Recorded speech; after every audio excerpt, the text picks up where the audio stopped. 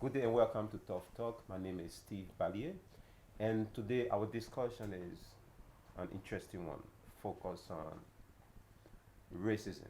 But it's not racism as you would think of, because it's more a sort of intra-racism, racism from within. We'll be looking at skin color, complexion. How do we perceive our own skin color, skin tone? How have we come to understand that? How do we think of other people within our same race of different skin tone? And today I have three black men of different cultural experiences. So I've had Chris, who's an African American, so he brings a different perspective to this discussion. And I have Yanni, who was born in Australia and brings something else. And I have my man Kozi from Zimbabwe, who brings something different. And me being from Liberia, coming to Australia as an adult brings a different perspective as well. So to begin with, I would like to ask you guys, but I don't mind. So this is a discussion, it's not an interview. So we go about it, sharing our own experiences. And I would like to begin talking about my own experience of skin tone or complexion, how I perceive myself, how I have come to understand what my complexion is in me, both personally and in the social sense. So just to get started, back in Africa, obviously because I'm from the part of Africa where it's Liberia, Western Africa, you don't really have white people, so it's all black, you know. So I didn't really have an understanding of racism per se, but there was a bit of colorism, lines like, oh, you are too dark, you know, and because I was there a laughing. bit of it or is there a lot of it? Like it's No, it wasn't much of it, but it just was there. underlying, but it's Yeah. there, like, So, it's visible, because I remember this chick. Was there an age though when you realized? Like when you're a kid, you don't realize this stuff. What age do you get woke to that? Like when you become a teenager? Like when do you? Teenager. Because my first experience was this chick that I used to really like. It's always chicks. Always. She said something about dark skin. Yeah. So because she's lighter than me. Yeah. And I said, okay. So I think that was my first experience of sort of my skin tone being highlighted. And it was from this chick that I really liked at the time. But then, me personally, I didn't think it was so deeply held. I didn't have like a deeply held notion of my own skin tone at the time, because I grew up in a family where we worked hard. You know, a family, we had a work, farm to get money. So that was my notion of life. Was my work ethics was pretty good. So then that didn't necessarily shape my opinion or was in a major view that I held. But I knew things like, say, girls with lighter skin tone were admired more. You know, so that existed, you know, and things like that. I think back then, it shaped my understanding of skin tone. Until I came to Australia, it became more of understood a little bit more. yeah, understood and more like in your face sort of thing. And then watching African American movies and entertainment, it just became like in your face, and it became this real thing. But I think back home, it was there, but I didn't have a real strong. It didn't shape my exposure. views and value system. But also, it was present. Part of it that underlies that as well is you got to understand when you shift and you move from back home to here, you're also growing. So you're actually You're becoming more aware. Your adulthood Yeah. comes, and you're more able to process and actually understand things a lot more. Like your So, critical thinking, yeah, you're your able critical to thinking becomes better as well. Yeah. So that's another thing, the factor that comes in. It's not just I've moved to a different place and people treat us differently here. It's more shit. I can understand things. Like I know that a smile isn't a smile. Yeah. There's things underneath it. You know what I mean? Like, Yeah. That's that's a big thing that probably people don't really think about as much. Yeah. And I think growing up, as well, because it's more complex, you know, because to some degree there is a system of racism. With someone, I think Chris has a better understanding of this in America. So colorism is associated with opportunities, you know. So back home, it's just something I perceived. There were no real consequences. But it's different. So you have to confront these things and understand it from a more complex, critical. critical point of view Yeah, that is different to back when I think it was just casual, Yeah, you know, yeah. just believe what they believe.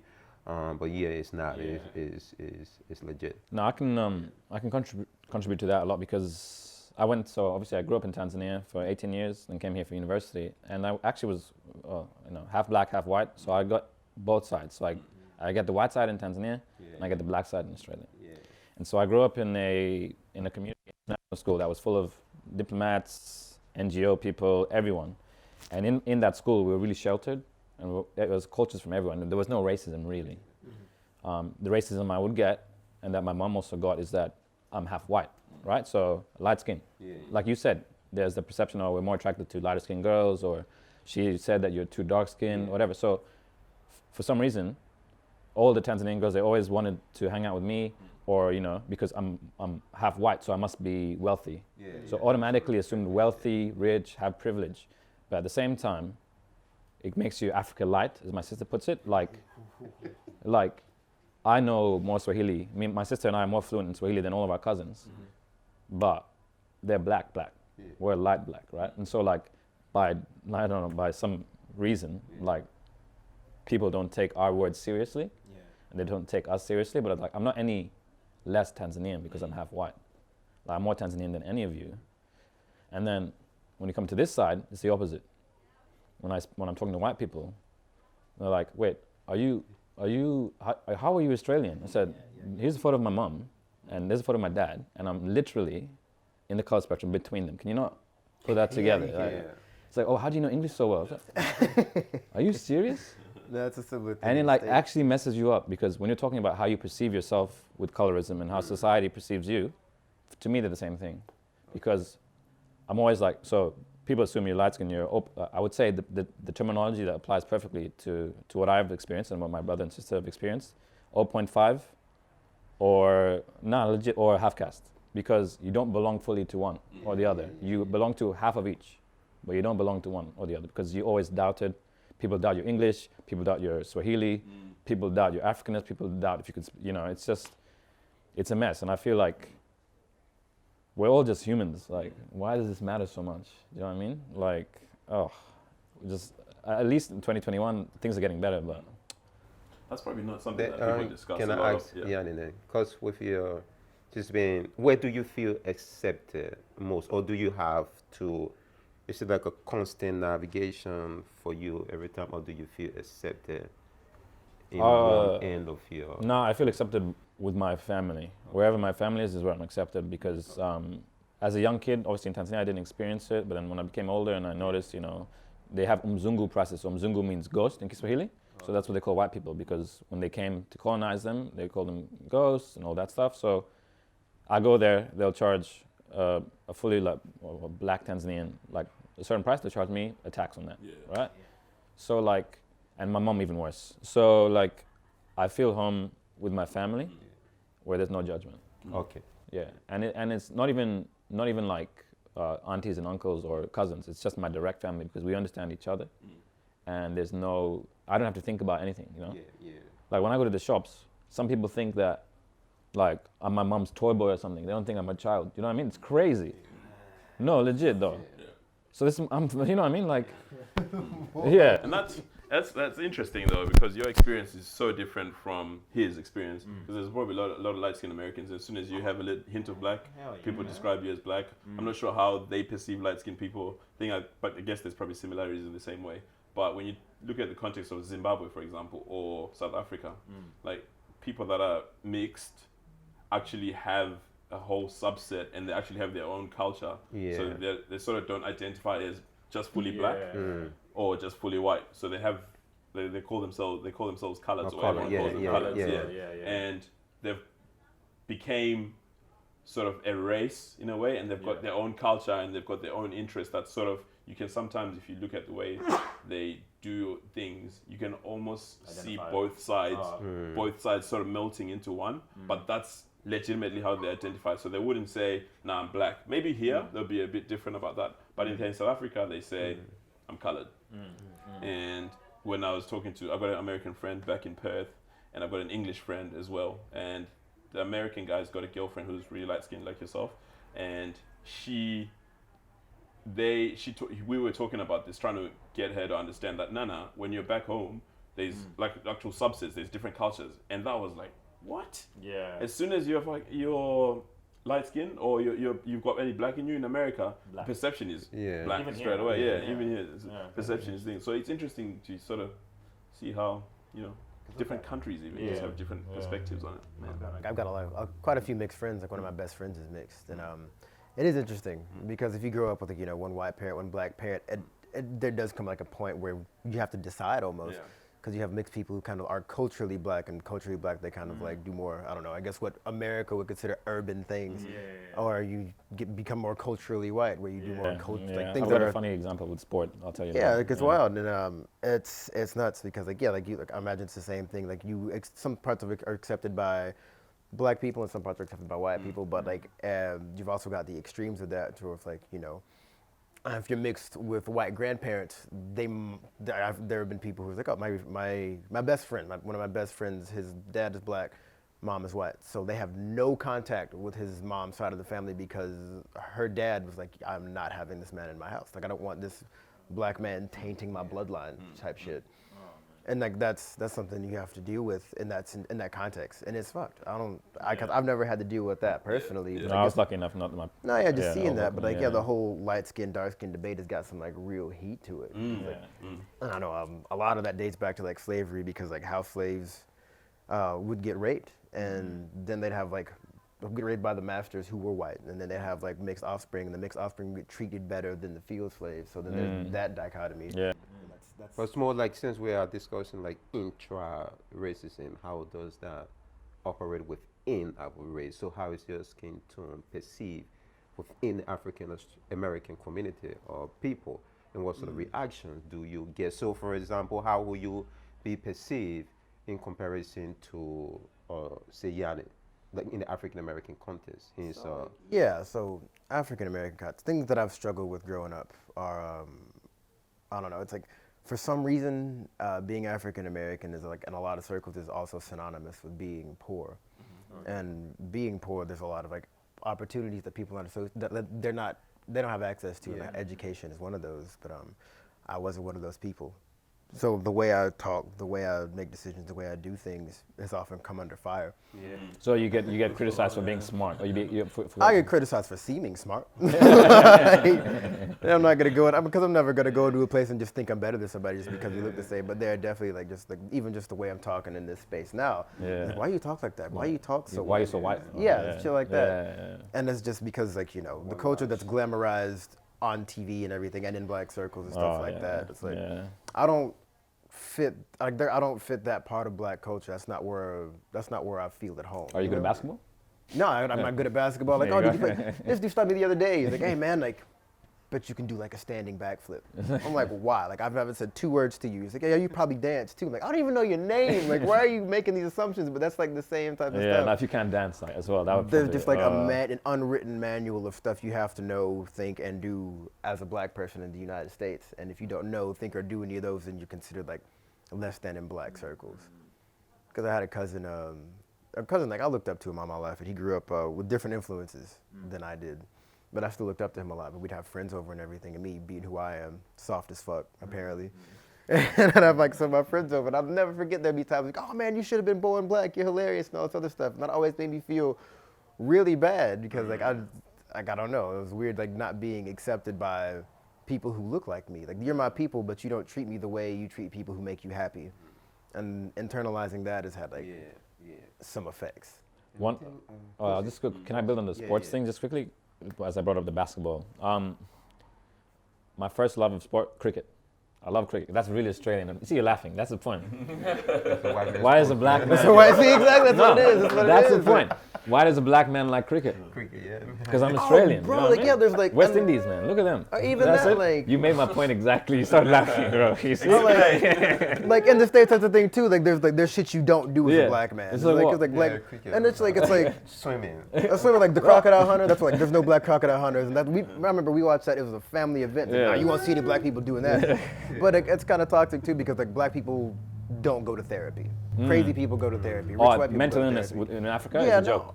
no, Are you don't. are You just sick? don't Are you talk weak? about it. Yeah, yeah. And you're like, we don't do that. No. Nah, It's like, yeah, no, yeah. you should start. Yeah. Because like, I mean, like, what's like, where are the black? Like, 'cause I don't know. I could name one, maybe 2, 3 black inventors. Because like, black people don't do that. Black people aren't allowed to be curious. We're not allowed to learn shit. We're not allowed to better ourselves because that's like, I don't know, it's anti-intellectualism. I'm getting that's Yeah, for been real, old yeah. for a long ass time. But I think we're finally moving past it. But I don't know, growing up around that and immersed in it was something else. Yeah, Kosi. Oh, for me, Hit us with Zimbabwe, man. Like, man, I don't need like. I think my experience is probably a little bit more similar to yours in terms of not necessarily being aware when you're back home. yeah, That there's, I mean, I remember definitely looking at people that were a lot darker than me, yeah, which is hard to come by. But people a lot darker than me. You said it. And thinking a little bit differently about them, and also think maybe they're not as attractive as I would have been. Maybe I would see a darker skin here and think they're not as attractive. I definitely feel like it wasn't as apparent, but retrospectively and thinking about it now, you're like, oh, okay. Well, there was these patterns that I had in my head as well, and that I've seen in other people that I've learned from somewhere else. And yeah, it's definitely there, but yeah, I think my experience is a bit different from you guys. I think in terms of my perception of what people looked at me from a skin color perspective has always been I'm black. And not necessarily that I'm light-skinned or dark-skinned or whatever it is. Especially from my community and people that look like me, it's always been, it's Kudzi. So did you grow up in Zimbabwe or you grew up Half in Zimbabwe, half here. Because Zimbabwe obviously has its complex issues as well. So is there any insight into that? I mean, from a color perspective, maybe not so much, but from languages, I can give you an example, something that we've probably probably touched on a little bit in terms of perception. So my name is Kudzi, which is a completely different culture. Okay. It comes from a different part of Zimbabwe and people that speak a completely different language. Well, it's what it's synonymous with, but it's also there in a completely, in another tribe. So because my name is Kudzi, people assume that I speak a certain language. So they'll speak to me in that same language straight away. That's tribalism, isn't it? Yeah, in a way, and it sort of comes into that within us, like how we perceive each other. So I think it's synonymous with all the issues that we sort of referenced. But from a color perspective, man, I honestly couldn't say I've had something that stands out that someone said made me feel like I'm less than a black man. I always felt like full as black as it comes. You know what I mean? And I've never really the black maybe berry. But maybe that's my perception, or even me as an individual. Is felt like that. And also I'm a male. Like women are kind of treated a little bit differently as well. The darker women probably experience it. You might speak to my sister and she might say, man, I've always felt a little bit less than because I'm darker. And as a black man, I probably haven't gone through that from my people or the people that I consider. True. And then like when we think of like looking at like their social or community perception around skin color and skin tone, complexion, like there are different perceptions of maybe beauty and stuff. And I think I'm usually curious about how did that came to be? How did we come to perceive?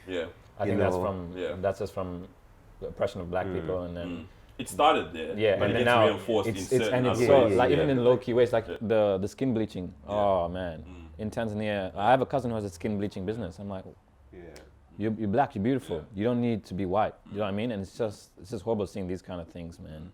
Skin bleaching, the relaxing of hair, straightening hair. The image is gonna fuck with your self-esteem in a really big way. How can you be happy with yourself if you really feel like? And just hearing you say that, like I really like what you said. You feel like at peace within your black man. You're a black man. You're proud of it. That's good to hear because like. But it doesn't. It also just doesn't come from just in general.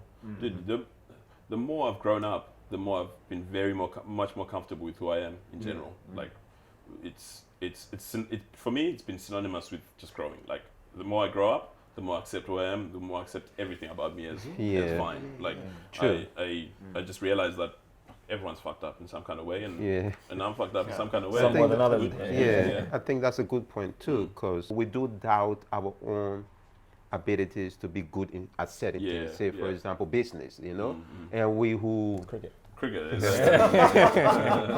we who like say just downplay an African person who does business. Yeah. You know, I can weigh in on that. yeah, just because it's an African business. So, and I think going back, I think because we haven't had structures, systems in place as other races have had. Yeah. So, and I think that attitude could be applied to understanding how we have come to perceive our own skin color, what transpired to produce this notion of skin tone, and how we have come to. It's illegitimate. Are there real evidence to suggest? Why do you think it's that way? Why do you think that we've got this perception of colorism, Yeah. or within black selves? Yeah. Where do you think it originated? I just think it's like, obviously, well, if you dumb it down, Yeah. if you put all of us in the same room as 4-year-olds, we don't give a shit. Do you know what I mean? Yeah. And then when you become an adult, you start thinking and you start making problems. And I believe it came from oppression, in my opinion. It came from the oppression of Africa, slave trade, all of that stuff. I feel like that's where that happened, where you had black people who did certain things, would somehow get certain ranks, and all of that would happen. And I feel like that's where it started. And obviously now it's more complex with the notion of beauty and the notion of wealth. All of that stuff, I feel like, contributes to all of it. Yeah. So I'd pinpoint it down to that. I don't know what you'd say. Yeah, I think my point of view is, like, and Chris can speak to this, is I think for the most part, African culture is being hijacked. It's never given the opportunity to develop and evolve. I saw an interesting article on and set its own architecture. agenda. So, for example, we have had Western governments setting the agenda for African countries. Yeah. And we have had historically these white people who have managed Africa and black people for so long, men managing these people and determining who's the leader. So say, for example, let us look at America, right? Obama is a biracial dude. He's the first African-American president. Okay, this lady, Kamala Harris, first female vice president, she's a biracial. Okay, it's said by coincidence that That's happening now. Octavia Cortez. that you have these biracial people put into leadership. Yeah. Now it's not. So if you look at media and how media portray, Meghan Markle. so, and I think that has been a systematic approach by the white power structure so long, to the point we have come to see that as the way forward. But it's real politically motivated. It's a form of, it's politically motivated for so long. It's been happening, and it's selective. Even I follow politics a lot, and the same is with indigenous people in Australia. Most of those representing indigenous people are mixed. Yeah. So it's not by coincidence. That's an interesting point, because I was just about to bring up employment. So if you look all over in multiracial nations, you'll find this pattern happening. Yeah. So because there's this particular effort to do that, and there's a media Do you reckon that there's keep an reinforcing that. Yeah, I think it is. Yeah. I think it is. On the one hand, there is some effort, and then on the other hand, there's a reluctance or lack of desire by Africans to step up. Because if you look at China, China is very, very aggressive in rejecting Western imposition. So I was listening to Samuel Jackson, very true. who said you better watch American movies in China. He said, someone was talking about his film and said they might know you all over the world. He's saying went China and people didn't know him. And they said, why? I said, they don't watch American movies over there. And it sounds like such a wild thing to say now. It's something you can be like, what? That's crazy. But that probably makes more sense than what we actually do. You know what I mean? In terms of, hey, this is Africa. This is what we do. We have our own sort of system, and we put it up, and we have, like, in the same way. I mean, China is probably not the best example because they're a little bit controversial in how they do things, but at the same time, you can understand that they do China. We are China. We do China. We do China really well. And that's what everyone has learn to from do. anyone else on what we're yeah. going to do. That's exactly what the point that you're saying. Yeah. It's like, so in the same way, in that same context, Well, Africa we was should never have- given the chance to do Africa. Do you know what I mean? Exactly right. We But lived- no one's going to give you the chance to do it. Yeah, you You have really to- need to be yeah, intentional yeah. about fighting with We that. lived among gold and diamonds, and we didn't care. Yeah. And I think Like- the danger And that, is... it didn't matter because in terms of the value system, We didn't care about that. It didn't look similar, but when white Oh, white barter. people came in, they brought their value system in and they said, you know what, This is And they crippled everyone with alcohol and tobacco. Yeah. I like what you said. Yeah. And like, even if Yeah. you take out the political motivations and everything, just the fact that like if you take, I don't know, people who are more developed and take them into places less developed, as you're trying to develop them, whenever you're creating the media that's going to be broadcasted, then you're going to be making media that's broadcast to people who have whatever resources it is that you need. So it's like I'm going to be broadcasting to people who look like me. So even if it's not the case that it was like it definitely is, but hypothetically, if it wasn't the case that it was like racially motivated or anything or politically motivated, just the fact that the people with the resources to make the media aren't looking for people who look like other people to be in that media. So it's like cool. Like I'm just gonna make all these movies and coincidentally everybody's gonna look like me. It might not even be on purpose. I'm not trying to. I might not even trying to be to impress anybody. What's it called when they cast Christian Bale as Moses? What's it called? Whitewashing. Right, yeah, absolutely. It's Yeah. like whitewash all this stuff because like, oh, we didn't even know there was a platform for us. We didn't even know you needed this, but because like nobody's gonna, like, not many people are gonna be willing to open the door and bring in somebody new. And even if you did, that'd be so fucking weird. If I want to, let's say like I want to make movies or something. Like, all right, cool. I'm gonna go to this real prestigious place and nobody looks like me. I'm gonna feel real uncomfortable. But like the gap between the time it takes for like. The time it would take for me to build an industry that's going to be reputable, as reputable as like one that I'd like to be in, that's like run by white people, it'd take years, decades even, and by the time that happens, then there'd be some footing in the door, and then there'd be some representation without it seeming so militant, but like it's going to take some time. But I think my concern now is like, for the most part, we have shown no desire, like for Africans. I think we have shown no desire, and then it is so hypocritical. On the one, because we do complain about racism, but then we internalize and operationalize the very racism that have been taught to us. So, for example, we have this negative perception of skin tone and positive perception of other races, right? How do you reverse that? I think we should be honest with ourselves first. I think we should be honest with ourselves, because we. But that's not very African, though, right? It's not very African. You always put things under the table and just ignore it.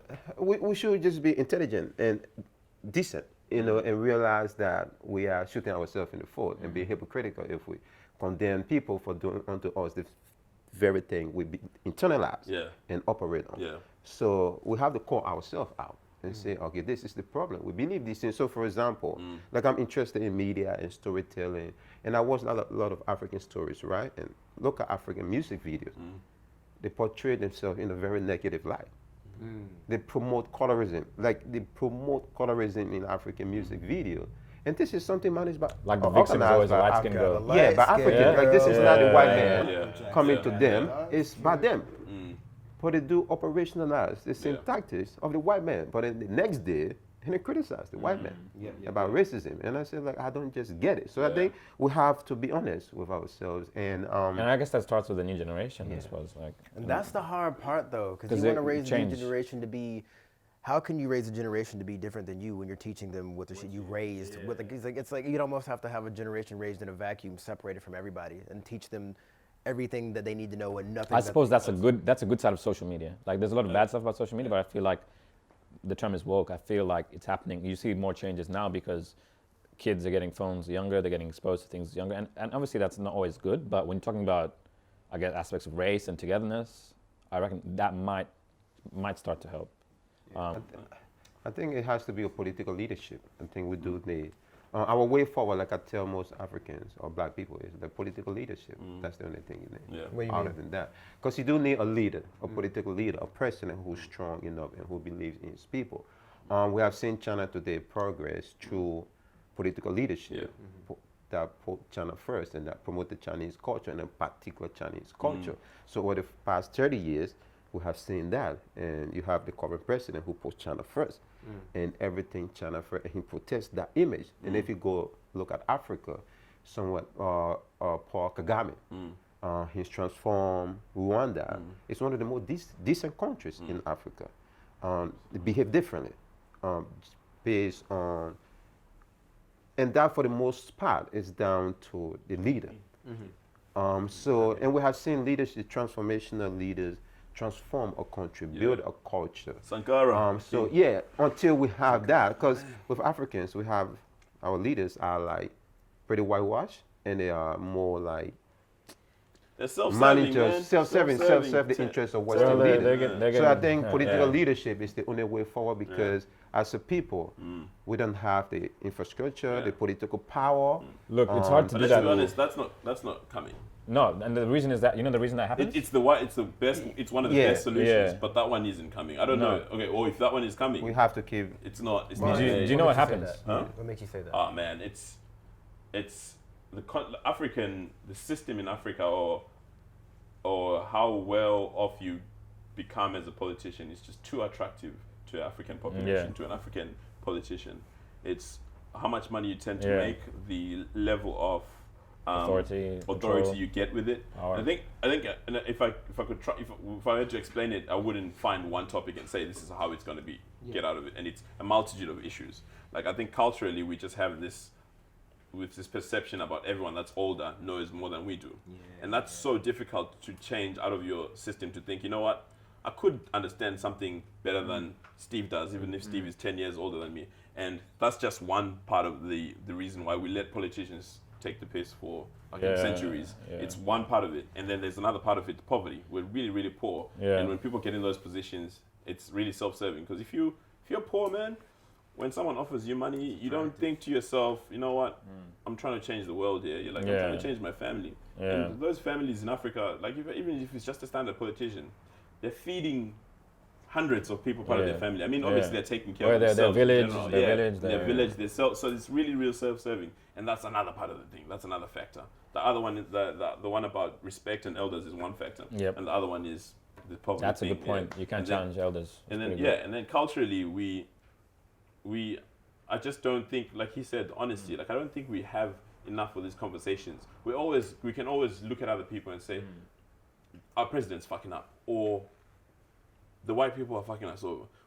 Sorry if I keep swearing like this, but I'm not gonna shit that. So, but we're not honest with ourselves, like you were saying, Steve. Like we're not honest with ourselves, and we never really sit down and say, listen, no one's coming to save us. No one. Why would they, bro? They're making money out of you. Like if I was making money out of you, my G, you think I would come over and be like, you know what, bro? I'm sorry, my Cut guy. this off. It's like I've made too much money. I'm sorry. So a lot of it is those honest conversations, just to start it and say, you know what? Let's stop blaming other people. Can I give you another point? And start blaming from other us. people. Don't even get me. Can I give you, why are we here? And why are we not there? Exactly right. Like The brain drain. What happens is all the people who can make the change are always somehow ostracized and forced out, and they feel like they have to make a decision between the West and Africa. And obviously, if you're thinking about opportunities, thinking about your family, healthcare, education, you choose the West. So that's a big problem as well. So there just needs to be some kind of that brain drain. That needs to that is a big problem. Another part of it. Do you know what? There's the brain drain as well, bro. But like, I think there's lack of desire. And I think for me, my notion of success and achievement has to begin with a desire to be successful. And I think with, because my knowledge of Africa and African, we just don't have the desire. And we are talking about it. We do have the, we talk about these things, but there is no true desire to do it, because it has to begin with the desire, the commitment, action. And that's because that's some. I just don't see it. You gotta have some deep-seated desire too, because that's like some revolution type shit, honestly. Because it's not just you gotta have the desire to lay down the foundation for something that's going to span generations. Like you're not going to be alive to see the fruits of your labor. So it's like kind of like the people who founded, what we've seen like the people who founded the United States. That's in Black America though. No, even though, but even like the people who founded the United States, like we're gonna create a nation, and we're gonna base on the freedom and all sort of bullshit, and we're not even gonna be able to see all the shit that we like.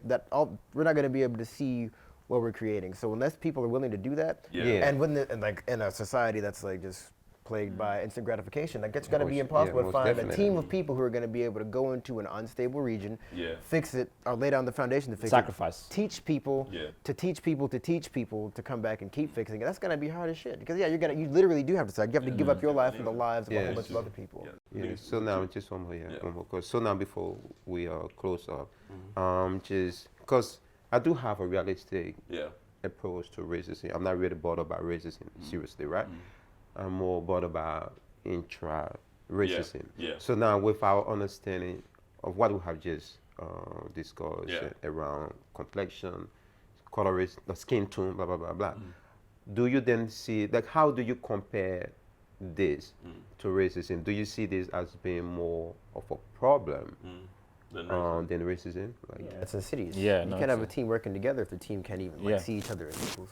It's like how are we going to achieve a goal if we can't get past our differences? How are we going to do It's a anything team against sport. anybody else? It's a team sport. We got to do You this know? together. And if we're not on the same team, And because like, in the grand scheme, we're all on the same team. But I mean, again, like if you Yeah, can't, yeah, if you yeah, can't, yeah. if I can't even unify with you, or I can't unify with you because like we look different. How can I we're have both dread team. Man. any hope? Oh, chill.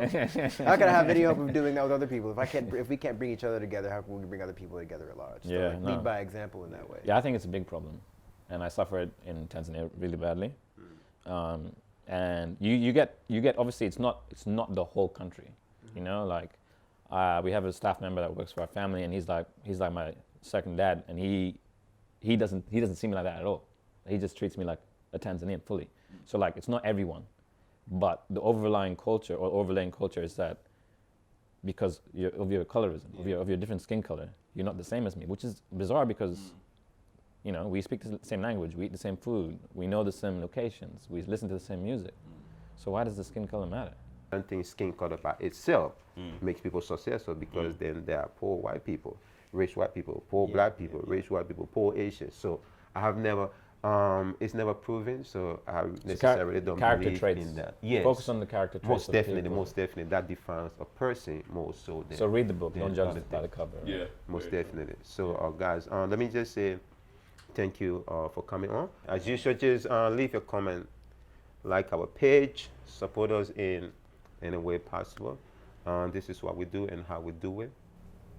There's no mic to drop, man. I'm gonna drop the mic. Just throw it. I'm talking to throw it down.